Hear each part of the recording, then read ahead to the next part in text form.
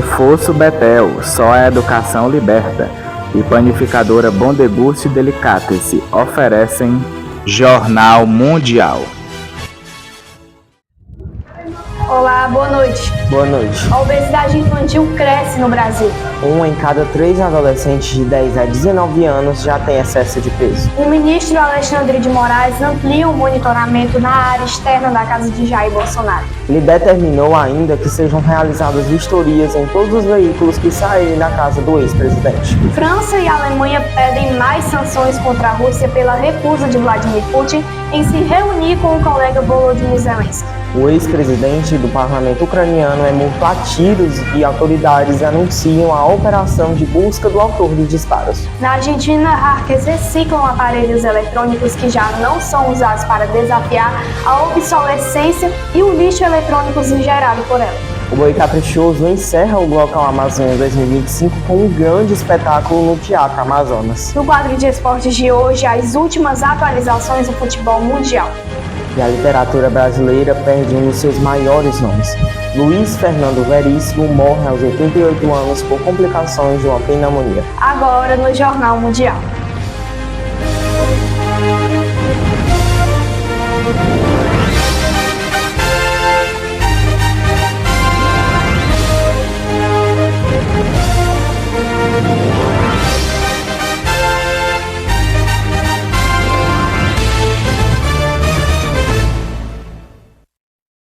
A obesidade infantil continua crescendo no Brasil.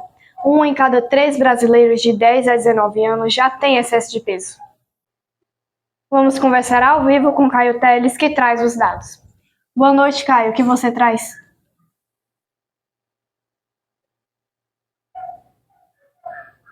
Olá, Vitória. Boa noite para você. Pois é, 1 em cada 3 crianças e adolescentes de 0 a 19 anos no Brasil tem excesso de peso. É o que mostra o levantamento nacional com base nos dados do SUS no país.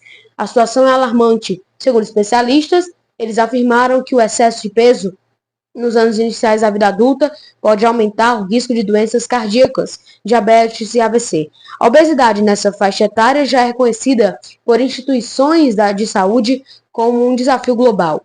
No Brasil, neste ano, o Conselho Federal de Medicina mudou as regras para a bariátrica e passou a permitir que adolescentes de 14 anos passassem. Os médicos ouvidos acreditam que a medida atende a uma demanda já existente: a fila de espera pela cirurgia entre menores.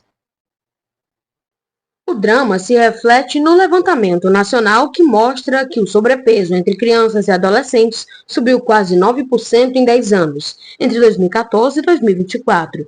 A pesquisa analisou o sistema de vigilância alimentar e nutricional, mantido pelo Ministério da Saúde e a organização Impulso Gov. Segundo os dados, são 2,6 milhões de crianças e adolescentes nessa faixa de idade com algum tipo de sobrepeso. Veja os números. Sobrepeso: 1.542.975. Obesidade: 840.808. Obesidade grave: 237.228. Os dados revelam um problema presente no norte a sul do país. Apesar disso, as regiões mais afetadas que as outras. A região sul é o que teve a maior porcentagem, com 37% das crianças e adolescentes dentro do grupo de idade com algum tipo de sobrepeso em 2024. A região norte é o que tem menor índice, com 27% da população entre 10 e 19 anos com algum tipo de sobrepeso. É isso, Vitória, por hoje. Boa noite para você, para o João. Volta aos estúdios da TV Mundial, Jornal Mundial, direto da redação de Fortaleza. Vamos seguir aí acompanhando esses dados. Obrigada, Caio. Boa noite e um feliz domingo.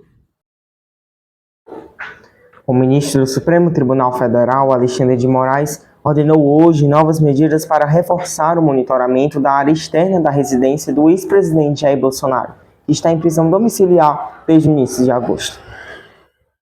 O ministro Alexandre de Moraes, do Supremo Tribunal Federal, determinou neste sábado o reforço das medidas de segurança na área externa da residência de Jair Bolsonaro, em Brasília. O ex-presidente cumpre prisão domiciliar e é monitorado por tornozeleira eletrônica. O julgamento do líder de direita por suposta tentativa de golpe de Estado está previsto para começar no dia 2 de setembro. Em um documento judicial ao qual a AFP teve acesso, Moraes determina vistorias nos habitáculos e porta-malas de todos os veículos que saírem da residência do réu, que fica em um condomínio de luxo da capital federal. O magistrado também ordenou o monitoramento presencial na área externa da residência, ou seja, na área que faz divisa com os demais imóveis.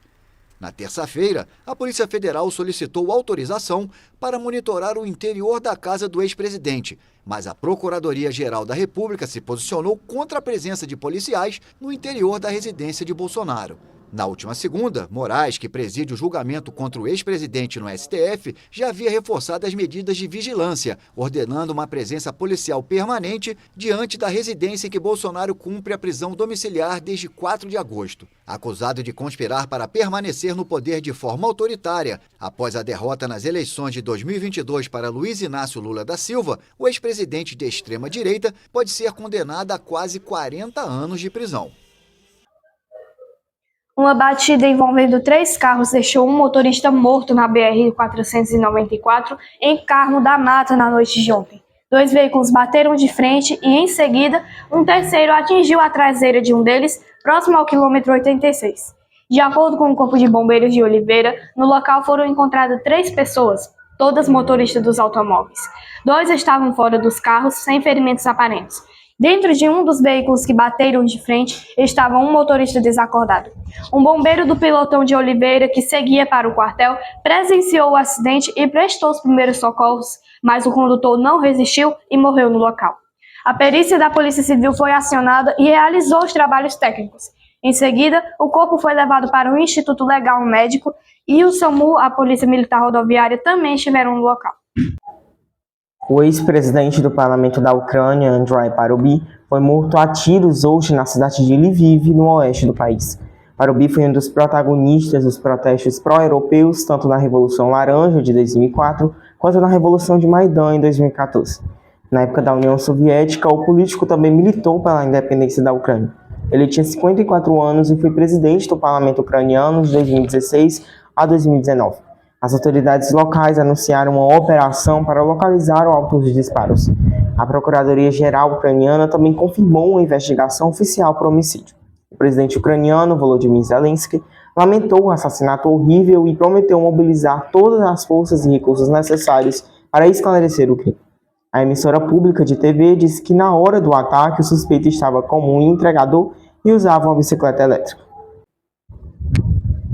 Veja daqui a pouco, França e a Alemanha pedem mais sanções contra a Rússia pela recusa de Vladimir Putin em se reunir com o presidente da Ucrânia. E a morte de um dos maiores nomes da literatura brasileira, Luiz Fernando Veríssimo.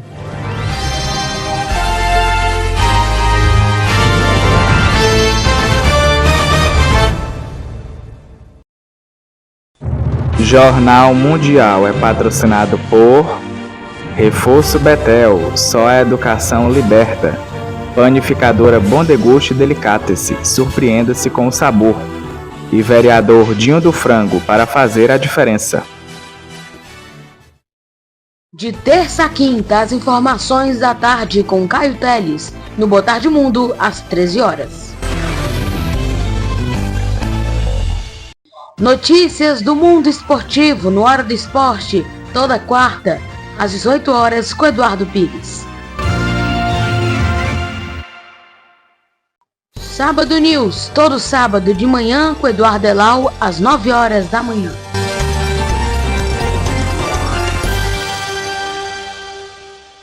Revista do Domingo, seu noticiário no domingo, com Clara Bezerra, às 19 horas.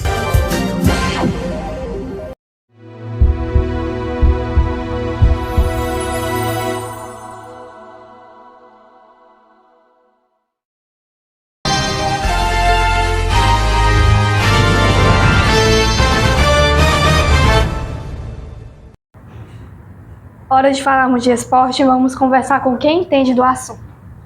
Eduardo Pires, boa noite. O que você traz? Muito boa noite, Vitória. Boa noite para o João Pedro Ferreira também. Boa noite a todos que nos acompanham aqui no Jornal Mundial. Mais uma vez, uma enorme satisfação estar aqui, fazer o quadro de esportes, pro Jornal Mundial. Então, torcedor, vamos às notícias desse sábado. Fortaleza anunciou as contratações do zagueiro Lucas Gasal e do atacante Kaique. O primeiro estava no Shandong Taishan da China, mas pertence ao Atlético Goianiense. E o segundo é do Botafogo. Os dois chegam por empréstimo. Gasal assinou com Fortaleza até o fim desse ano com opção de compra. Já Kaique firmou o contrato até junho de 2026. O atacante foi um pedido do técnico Renato Paiva, com quem trabalhou no Botafogo. O jovem de 19 anos vive sua temporada de estreia como profissional com 3 gols em 11 partidas. O Palmeiras anunciou a contratação de Andreas Pereira do Fulham, meia de 29 anos, assinou com o Verdão até o final de 2028. O Palmeiras vai pagar 10 milhões de euros ao Fulham pela transferência. Em fevereiro, ele havia recusado o Verdão após uma proposta de 20 milhões de euros recusada. Andreas é o 5º reforço do Palmeiras nessa janela de transferências. Após o goleiro Carlos Miguel, o lateral direito Kelvin, o lateral esquerdo GFT e o atacante Ramon Sousa, o meia chega para repor a saída de Richard Rios, vendido ao Benfica. O Botafogo aceitou a venda do goleiro John ao Nottingham Forest da Inglaterra, crava Fabrício Romano. O goleiro sequer treinou com o Alvinegro e deve realizar exames médicos com o clube nesse final de semana. O John esteve muito perto de transferir para o West Ham também na Inglaterra no início do mês. O Botafogo já havia acertado a proposta de 10 milhões de euros dos Hammers, mas o goleiro voltou atrás e desistiu. Menos de um mês depois, John está a caminho da Premier League.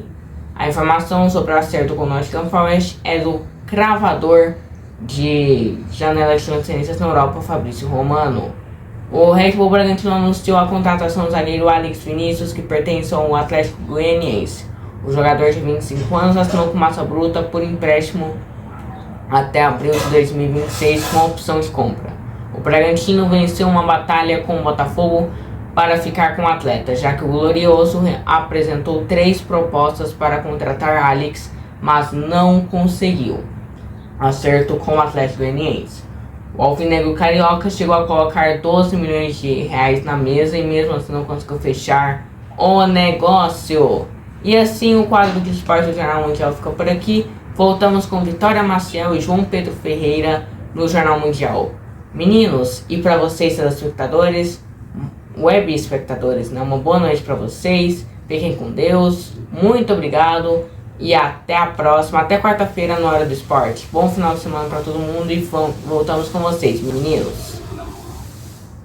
Vamos acompanhar tudo. Obrigado pelos seus detalhes, um feliz domingo. Hora da previsão do tempo com Marcelo Marques. Boa noite, Marcelo, o que você tem aí pra gente? Oi, João Pedro, boa noite para você, para Vitória, e boa noite para você. A região norte seguirá com um clima quente e úmido, com nuvens e chuvas isoladas ao longo do dia. As temperaturas variam entre 24 e 32 graus. Estados como Acre, Rondônia, Pará e Roraima também terão predomínio de calor e pancadas rápidas de chuva, típicas do período de transição entre estações. O centro-oeste apresenta tempo firme, com predomínio de sol e pouca nebulosidade. Em Brasília, as temperaturas ficam entre 16 e 30 graus. Mato Grosso do Sul e Goiás terão dias ensolarados, porém com baixa umidade relativa do ar, que pode variar entre 20% e 30%. A região Nordeste terá um domingo de tempo predominantemente ensolarado, com possibilidade de pancadas isoladas de chuva à tarde, principalmente nas áreas litorâneas. Em Salvador, as temperaturas oscilam entre 18 e 31 graus. Outros estados, como Ceará, Pernambuco e Bahia, também registrarão calor e sol intenso, com leves chuvas isoladas. No litoral cearense, o domingo será de tempo firme e sol predominante, com temperaturas elevadas ao longo do dia. Em Fortaleza, os termômetros variam entre 25 e 30 graus, com céu parcialmente nublado e ventos moderados. Já em Camocim, o calor é mais intenso, com mínima de 25 e máxima de 32 graus. O Sudeste terá clima firme e ameno, com poucas nuvens e sem previsão de chuva significativa. Em São Paulo, as temperaturas vão de 15 a 25 graus. Minas Rio de Janeiro e Espírito Santo também terão predomínio de sol, com tardes agradáveis e manhãs mais frescas. E a região sul do país apresentará tempo estável. Porto Alegre terá mínima de 17, máxima de 26 graus. Em outras áreas do Rio Grande do Sul, Santa Catarina e Paraná seguem padrões semelhantes.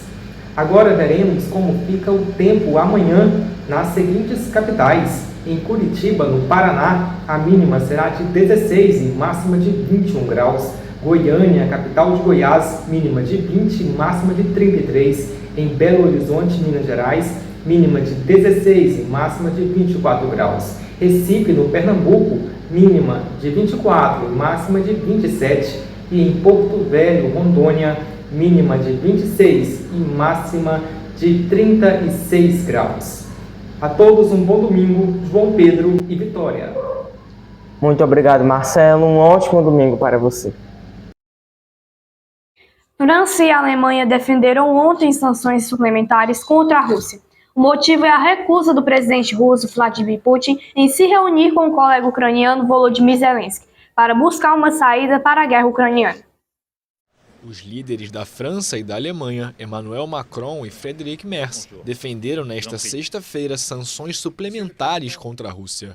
O motivo é a recusa do presidente russo Vladimir Putin em se reunir com o colega ucraniano Volodymyr Zelensky para buscar uma saída para a guerra na Ucrânia. A possibilidade de uma conversa havia sido intermediada por Donald Trump. Ao final da longa reunião que tivemos recentemente em Washington, o presidente Putin prometeu em uma chamada com o presidente Trump: "Vou me encontrar com Zelensky. Se isso não acontecer até segunda-feira, isso significará que o presidente Putin brincou com o presidente Trump." O chanceler alemão observou que a guerra na Ucrânia pode durar ainda muitos meses. Mas, segundo ele, os cerca de 30 aliados, principalmente europeus, estão dispostos a ajudar Kiev de forma concreta. Enquanto isso, a Rússia criticou as palavras de Macron, que chamou Putin de ogro e predador.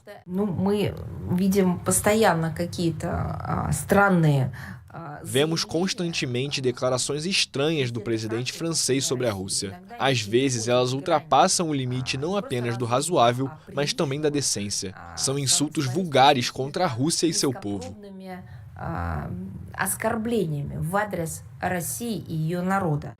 O presidente ucraniano Volodymyr Zelensky alertou nesta sexta que a Rússia concentrou cerca de 100 mil soldados perto da cidade oriental de Pokrovsk.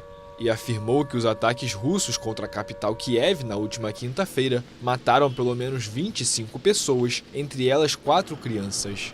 A ofensiva do Kremlin foi uma das maiores desde o início da invasão, em fevereiro de 2022. Um pequeno besouro com o nome de bicudo vermelho está sendo uma ameaça às grandes palmeiras do leste do Uruguai. Uma praga que deixa em alerta o Brasil e a Argentina. Uma praga devastadora, o bicudo vermelho se espalha pelo Uruguai e ameaça palmeiras centenárias do país. O inseto é, na verdade, um pequeno besouro que tem se proliferado em meio ao aumento das temperaturas globais. Ele foi detectado pela primeira vez em 2022. Estamos em uma situação incontrolável. A praga se espalhou amplamente e já está presente em 8 departamentos. A situação hoje é bastante calma, porque o inseto não voa neste tempo frio. Ele está dormente, e os sintomas que veremos na primavera são as larvas que estão se alimentando dentro das palmeiras. Originário da Ásia, com até 5 centímetros e avermelhado, a fêmea adulta do bicudo vermelho bota ovos que se transformam em larvas que atacam as palmeiras. Ao contrário de outras pragas, são gregários, o que os torna mais perigosos. Além disso, os tratamentos e as extrações das palmeiras afetadas são caros. No combate ao inseto são utilizados duchas, controle biológico e armadilhas, já que o bicudo vermelho não pode ser combatido com uma única arma. Cada palmeira tratada tem um custo anual de cerca de R$ 638. Até agora, cerca de 150 palmeiras foram removidas, mas planejamos remover 2.000. Não fizemos um levantamento, mas pelo que vimos em espaços públicos, há cerca de 2.000 árvores infectadas que serão removidas nos próximos meses. O bicudo vermelho, também presente no México, é monitorado de perto pelos governos argentino e brasileiro. Consultada pela AFP em agosto, a autoridade fitossanitária da Argentina afirmou que o inseto não estava presente em seu território. O mesmo ocorre no Brasil, onde o Ministério da Agricultura garante que o país não tem a praga. Jogar videogame em um ventilador ou tirar fotos com a máquina de cartão de crédito são práticas no mínimo curiosas, mas isto é possível graças ao coletivo de hackers ativistas Cybercirujas. O grupo argentino recicla aparelhos eletrônicos para desafiar a obsolescência e o lixo eletrônico gerado por ela. Já imaginou jogar videogame em um ventilador ou tirar fotos com uma máquina de cartão de crédito? Saiba que isso é possível graças aos Cybercirujas. O grupo de hackers ativistas da Argentina recicla aparelhos eletrônicos para combater a obsolescência e o lixo gerado pela datação dos objetos. A prática criativa segue a filosofia de que o velho funciona. Faço parte dos Cybercirujas e para mim é um movimento que possui um lado solidário, um lado tecnopolítico e também um lado lúdico. Na Argentina, o termo ciruja se refere a quem procura coisas no lixo para vender ou usar. De acordo com o relatório de 2024 do Instituto de Pesquisa da ONU, é estimado que os hermanos produzam 520 mil toneladas de lixo eletrônico por ano. Esse número coloca o país em 5º lugar nas Américas, atrás de Estados Unidos, Brasil, México e Canadá. O movimento teve início em 2019, com encontros populares onde se trocava peças de hardware. O trabalho se intensificou durante a pandemia, quando muitos passaram a precisar de dispositivos para estudar ou trabalhar. Graças a este projeto, foram criadas unidades de Cybercirujas em várias províncias. Temos a sorte de receber máquinas doadas por pessoas que não as utilizam mais. Nós as recondicionamos com software livre e, a partir daí, doamos para pessoas ou organizações que nos solicitam. Para o coletivo, é fundamental colocar em prática o funcionamento do software livre. No terceiro encontro anual, realizado em Buenos Aires no último final de semana, o grupo promoveu um workshop para prolongar a vida dos telefones. Juan Carrique, engenheiro eletrônico e membro do Conselho Nacional de Investigações Científicas e Técnicas da Argentina, apresentou o Roboticlar no evento. Na universidade, por exemplo, faço os alunos montarem com lixo eletrônico, sensores de temperatura ou controles de motores para eles aprenderem o que é preciso para fazer um protótipo. Comprar algo pronto, que funciona, não é o mesmo que ter que fazer a partir do lixo. Então aproveito a possibilidade que o lixo oferece para ter algo acessível e que os faça aprender ainda mais sobre eletrônica. As iniciativas vão além do lúdico. É possível, por exemplo, criar kits de robótica para alunos do ensino fundamental, a partir de resíduos tecnológicos, ou prolongar a vida útil de aparelhos médicos com a ajuda de software livre. Os Cybercirujas lutam contra o que eles consideram a imoralidade de um equipamento jogado no lixo. Eles ensinam a ter uma relação diferente com a tecnologia e reivindicam o direito de reconhecer quando alguma coisa serve ou não. O Boi Bumbá Caprichoso encerrou o segundo dia de Glocal Amazônia 2025 ontem com um espetáculo ao lado do Teatro Amazonas. O Boi Bumbá Caprichoso encerrou a programação do segundo dia da Glocal Amazônia 2025 nesta sexta-feira em Manaus. O espetáculo aconteceu em um palco montado ao lado do Teatro Amazonas, no Largo de São Sebastião, e contou com a participação de itens oficiais da agremiação Azul e Branca. Com performances que destacaram a cultura amazônica e a força da tradição do Boi Bumbá, o show atraiu grande público e encerrou a noite de atividades culturais e artísticas do evento. Itens oficiais do Boi Caprichoso se apresentaram para o público durante a Glocal Amazônia 2025, como o apresentador Edmundo Oran, o levantador de toadas Patrick Araújo, a Cunhã Poranga Marciele Albuquerque, a rainha do folclore Cleise Simas e a porta-estandarte Marcela Marialva. A Glocal Amazônia 2025 segue até este sábado com programação gratuita que inclui debates, oficinas, apresentações musicais e manifestações culturais em diferentes pontos do Centro Histórico de Manaus. Morreu hoje aos 88 anos um dos maiores escritores do Brasil, Luiz Fernando Veríssimo, devido a complicações por um quadro de pneumonia. A reportagem é de João Pedro Coutinho.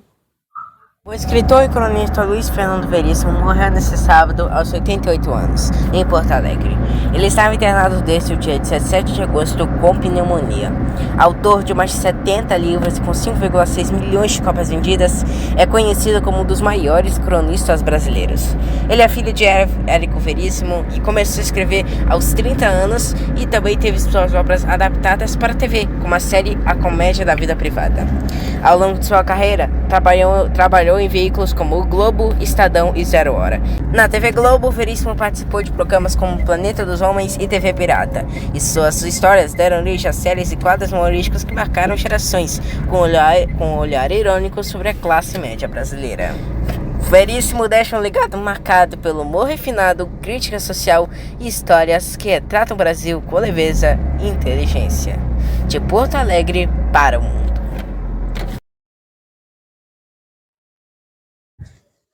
O corpo de Luiz Fernando Veríssimo foi velado hoje na Assembleia Legislativa do Rio Grande do Sul, em Porto Alegre. Familiares, amigos e admiradores compareceram ao Salão Júlio de Castilhos para prestar as últimas homenagens. A despedida foi aberta ao público e logo após ocorreu o sepultamento em uma cerimônia restrita aos familiares.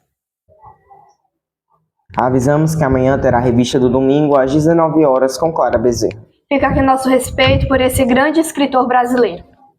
Feliz domingo!